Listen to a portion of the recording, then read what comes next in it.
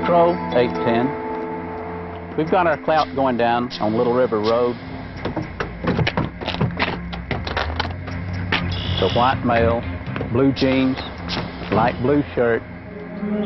He's getting into a citation, driven by a white female.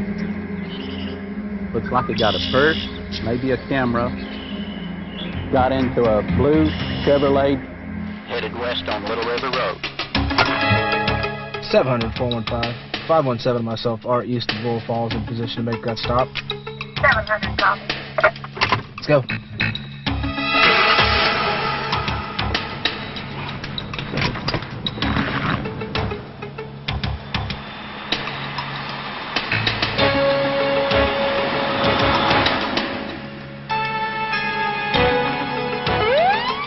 Another bust, another arrest, and 2 more criminals will end up behind bars, all as a result of an effective surveillance operation. We all know that an organized, well-planned surveillance can be vital to the success of any law enforcement effort. Over the years, the information gained through surveillance has resulted in the apprehension, arrest, and conviction of thousands of criminals all over the country.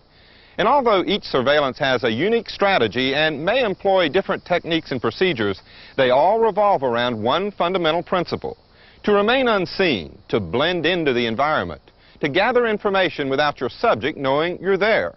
Now, in an urban area with its busy thoroughfares, tall buildings, secluded alleyways, and crowded sidewalks, it can be relatively easy to become part of the background. But what if you're out here in the open or in the forest? What do you do to blend into the background out here? And what techniques do you employ to gather the information you need? Those are the fundamentals of rural surveillance, and that's what we're going to be talking about.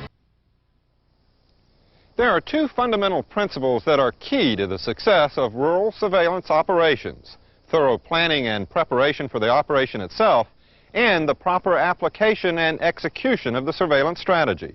Let's take a closer look at each of these fundamentals. Several factors should be considered, and some basic steps should be followed during the planning stage of any rural surveillance.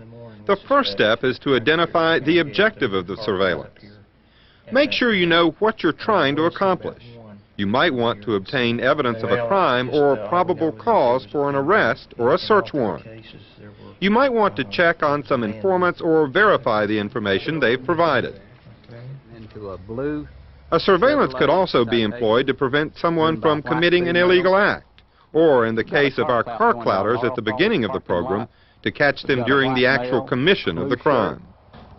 After determining the objective of the surveillance, you should then obtain and develop all the information you can about the subject or subjects of the surveillance. Get their descriptions and find out if any have a criminal record. Learn about their habits, the places they like to spend time. You should also look into the identities of all their known associates and get the descriptions of all the vehicles they use. All these pieces